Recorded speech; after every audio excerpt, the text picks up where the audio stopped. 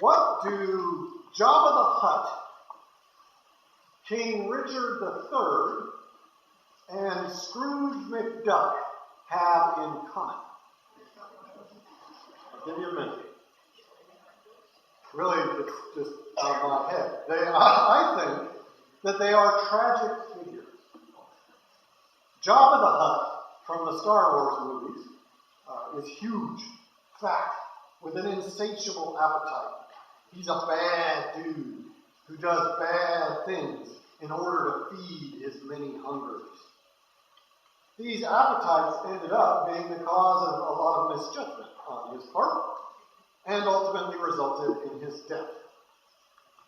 King Richard III recently unearthed from a parking lot in England, where he had been buried after losing his horse, his last battle, his armor, and his weapons, and his life to the sword, was, in all likelihood, kind of power hungry. He may well have ordered the execution of his own nephews in order to ensure the grip on the throne. It's not ever been nailed down, but it sure seems likely. He died trying to keep his power. He died in a particularly humiliating manner, which I won't go into here, as his skeleton has revealed. And then we have Scrooge McDuck. Scrooge McDuck is my favorite comic book character. My mother had a stack of old Scrooge McDuck comics, and I've read them over and over again as a kid. Scrooge amasses money, not so much to enjoy it even, certainly not to do good in the world with it, but because he fears becoming only a poor old man. The very first Scrooge McDuck comic, number 1, is titled Only a Poor Old Man. His desire for financial security leaves him in constant fear of being robbed by the Beagle Boys. He trusts no one. He's trapped by his wealth and his giant money bin. Now, some of these dudes, Jabba the Hutt, King Richard III, Scrooge McDuck, some of them are more tragic than others. But I think they are all tragic figures. People whose personal flaws, whose desire to fill their appetites for power, for security, led to sad and tragic results. Food, power, security. We all recognize those temptations. We all recognize the tragic potential they have for all of us. I think that's why these stories are so compelling. We all want, in one way or another, to ensure that we have those things. Food to feed us, the ability to obtain other things that we desire, power over our lives and over the ones we love, so that we will get what we want. Security, so that we and the ones we love will never have to worry or suffer. I think these are ancient human longings, which is why they're so often the basis of tragic stories. They're ancient human longings. At some degree, it's not unreasonable to want to be fed, to want to be secure, to want to be able to control your life a bit, but boy, can they drift into that tragic dimension. So Luke today gives us all the makings of a tragic story. Our hero, Jesus, has gone into the desert for 40 days to prepare himself for ministry by fasting and prayer. And at the end, at his moment of greatest weakness, when he is famished, the devil appears. You can almost see the devil out there. I imagine him in a dashing yet cool clothing, with an elegant umbrella to block out the sun, and sipping the first century equivalent of a Slurpee, whatever that might be, out there in the desert, looking down on Jesus, who's sitting there emaciated, hungry, thirsty, and sweating in the heat. And the devil standing here says, "Hey, Jesus, you can feed your hunger. Just do it. Or better yet, I'll give you power. Power to make your ministry happen in the world. And hey, let me take you up on high. You've probably begun to doubt your relationship with God after 40 days out here sweating like a dog. I'll take you up on high to be a little cooler. Throw yourself off. Let the angels catch you. And then you will know that you never have to worry. You will know that you're the favored son of God. Now, in a classic tragedy, Lear, any of these others, Faust, the devil and Daniel Lewis, Jesus would succumb, as we so often succumb ourselves to temptation. And Jesus does not. So is the story as simple as that? A strong and virtuous hero overcoming temptation? Or maybe is there a little more to the message?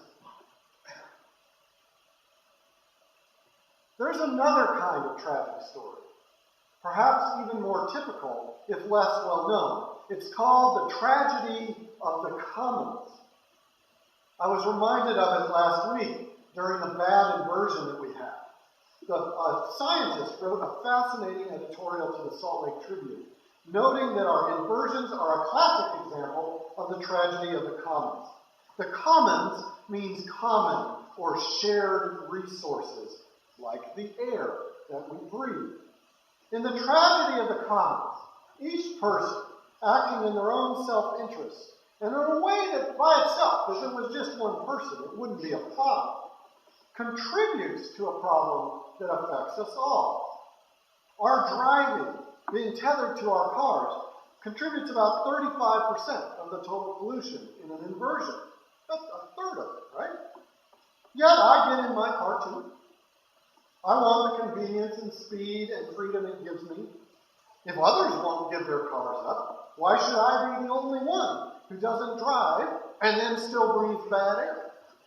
I ask myself this as my tires throw tiny rubber particles into the air and add to the haze, and my exhaust vents carbon into the atmosphere.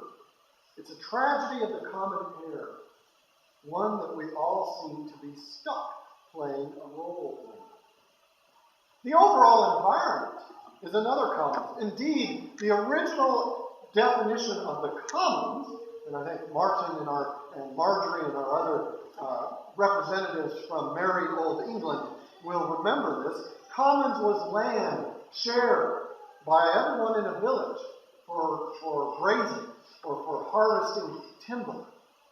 Now, we want to flick on a switch and turn on the lights, right?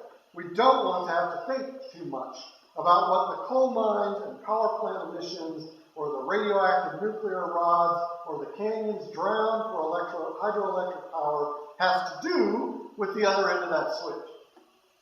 We, and I count myself here, sure love that boom when the furnace kicks in on a cold winter morning. It's very comforting. But we'd rather not go out in Uinta Basin to see the desert cut into roads and pipelines and filled with drill rigs, compressor stations, pump jacks, all of which are spewing various chemicals into the air and altering the landscape. We have thought for the longest time that the earth could take whatever we dish out. What we're finding out now is that it can't. That there are, in fact, limits to the commons. And that our air and water and lands are already undergoing changes that perhaps can only be slowed or lessened.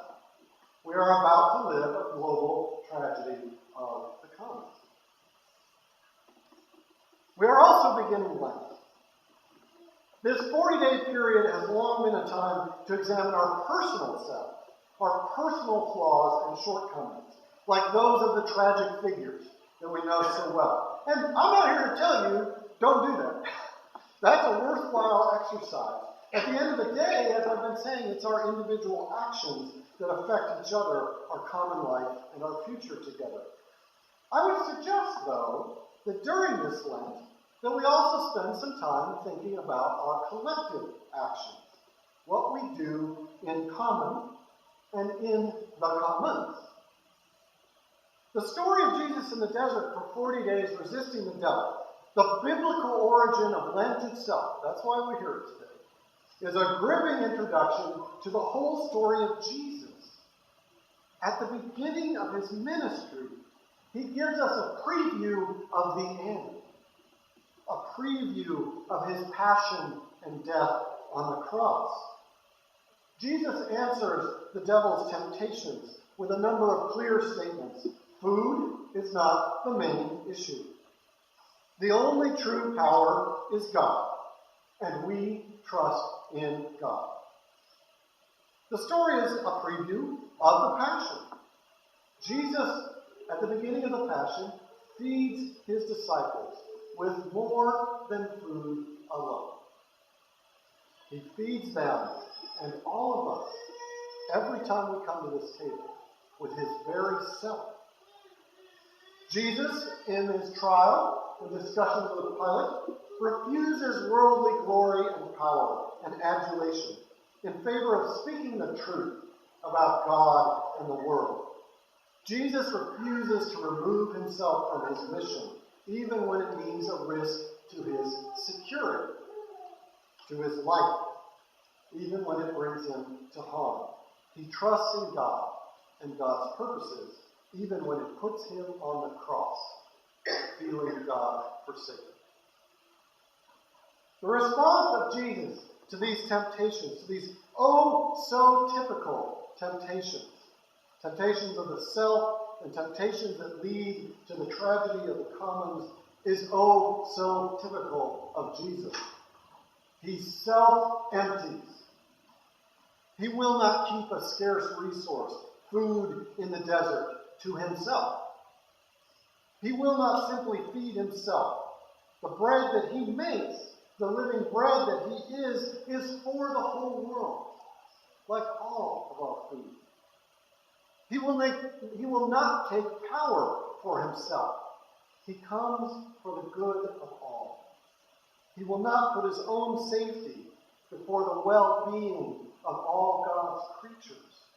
He comes and lives and dies and rises again as a self-offering to the world. Tragedy can be personal and tragedy can be communal, but life with God is not, will not ultimately be a tragedy. God is faithful. The death of Jesus is not the end of the story. We begin the story in Lent, but we know what the end is. Lent ends on Easter, not on Good Friday. We can overcome our temptations.